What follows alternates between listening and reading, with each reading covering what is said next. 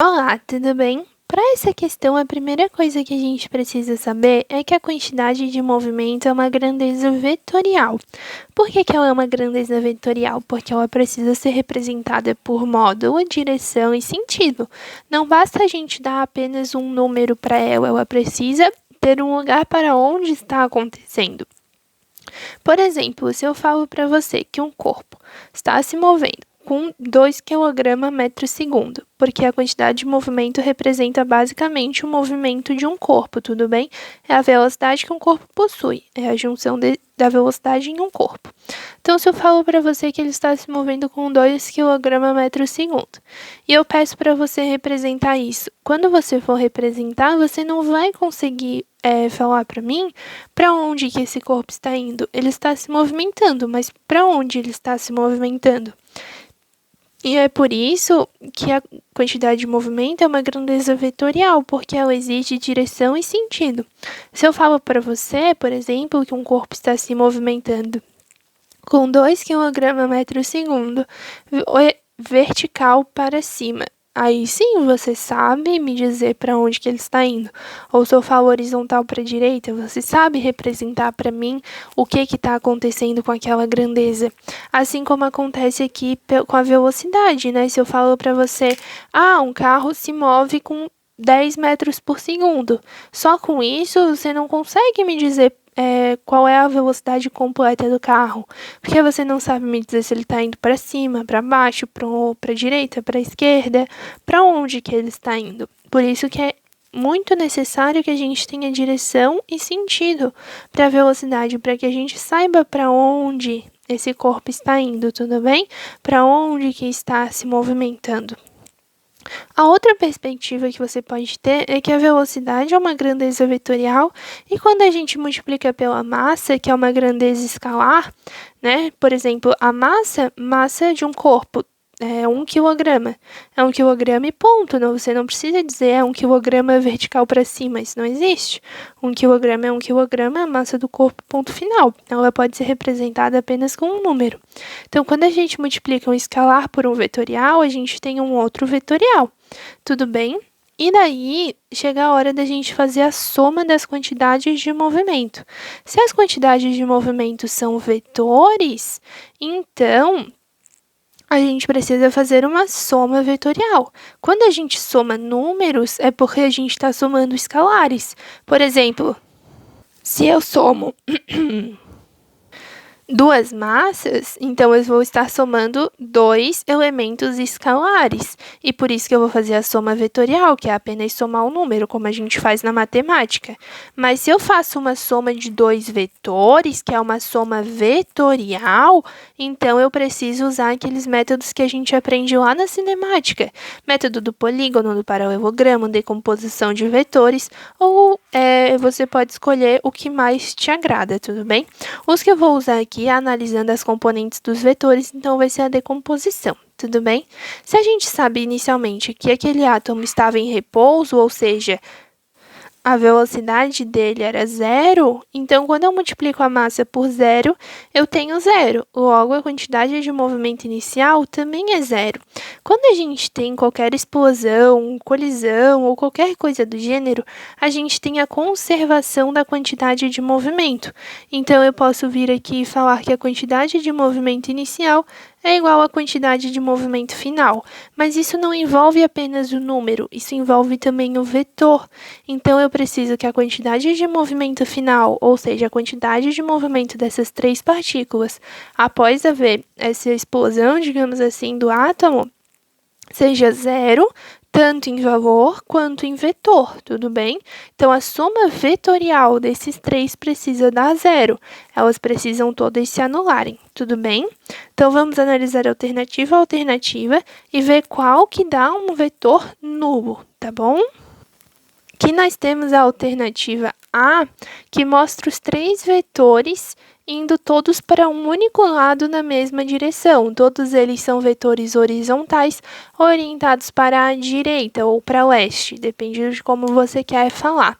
Então, perceba que nesses três casos, se a gente faz a soma vetorial deles, como eles estão para o mesmo lado, formando 0 graus entre eles, você vai ter um vetor resultante horizontal e para a direita, porque o resultante vai ser a soma desses três valores e vai formar um super vetor aqui para a direita.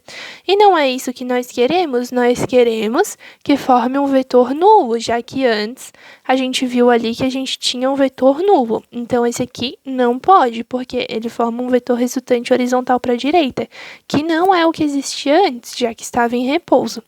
Vamos analisar aqui a alternativa B. Perceba que na alternativa B, todos os vetores estão apontando para cima de alguma forma. Se a gente decompõe esse aqui é uma componente para cima e uma para a esquerda, esse aqui é uma componente para cima e uma para a direita, esse aqui é uma componente para cima e uma para a direita. Por mais que exista a possibilidade de se anular horizontalmente, já que nós temos vetores para a esquerda e para a direita, não existe a mínima possibilidade de se anular verticalmente, porque todos eles estão apontando para cima. Então, vai sim existir um vetor resultante aqui, porque não há nenhum vetor resultante para baixo, de forma que ele anule essas componentes para cima, e assim não há a possibilidade de esse resultante ser nulo, indicando repouso. Então, esse aqui também não pode. Esse aqui a gente pode conferir que, ao contrário da alternativa A, ele já possui um vetor aqui para a esquerda. Tudo bem? Mas olha o tamanho desses vetores. Veja como vai existir um resultante aqui para a direita, ao invés de um resultante nulo. Perceba que esse vetor aqui, ele é muito maior do que esse vetor aqui. E além disso, como esses dois aqui estão orientados no mesmo sentido, pela soma vetorial desses dois, eles formam um vetor para cá que tem o comprimento que seria a mesma coisa que eu somar esses dois vetores. Tudo bem? Então, vai ter um vetor para a direita muito maior do que um vetor para a esquerda.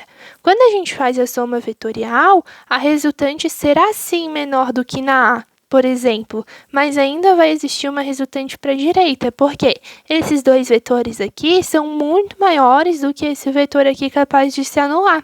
Seria possível se o vetor V e o vetor beta, eles estivessem para um sentido e o vetor do nitrogênio estivesse para outro.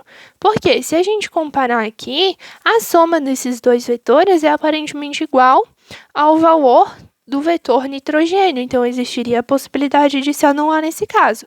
Mas daí teria que ser o vetor B e o vetor beta para um sentido e o vetor nitrogênio para o outro. E não é isso que está acontecendo aqui, né? Aí a gente vem aqui e analisa a alternativa D. A alternativa D é a alternativa correta. Por quê? Vamos analisar as componentes. Esse aqui possui uma componente para a esquerda e uma componente para cima. Esse aqui possui uma componente para a direita e uma componente para cima. Esse aqui possui uma componente para a esquerda e uma componente para baixo. Perceba que a soma dessas duas componentes para cima podem ser anuladas por essa componente para baixo aqui do nitrogênio, percebe? Essas duas componentes para cima podem ser anuladas pela componente do nitrogênio para baixo. E essas duas componentes aqui para a esquerda podem ser anuladas por essa componente para a direita. Como o N está mais inclinado para vertical, né? Perceba que aqui ele está mais para vertical do que para horizontal, então a componente horizontal dele vai ser menor do que a componente vertical. Então, a soma dessas duas componentes horizontais deve ser igual à soma dessa componente horizontal, que é bem grandona, já que B está bem inclinado aqui para a horizontal. E a soma dessas duas horizontais se anula com a horizontal de beta, e a soma dessas duas verticais se anula com a vertical do nitrogênio. Então, essa daqui é possível de gerar um vetor resultante nulo. Essa daqui, claramente, não vai gerar um vetor resultante nulo. Por quê? Não tem nenhuma componente vertical para baixo capaz de anular essa vertical para cima do nitrogênio, então isso já gera um vetor resultante. E, além disso, o vetor B não é capaz de anular o vetor beta aqui para a direita. Então, vai existir uma resultante beta aqui para a direita, né, dado pela soma vetorial desses dois, vai ser um pouquinho menor, mas vai existir.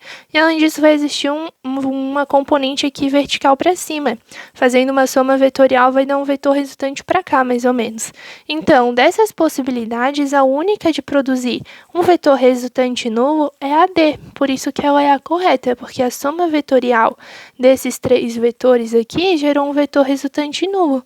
Então, ela é a certa. Todas as outras geraram um vetor resultante não nulo. E não é isso que a gente quer, porque anteriormente estava em repouso, com a quantidade de movimento nula. Então, no final, também precisa ter uma quantidade de movimento nula.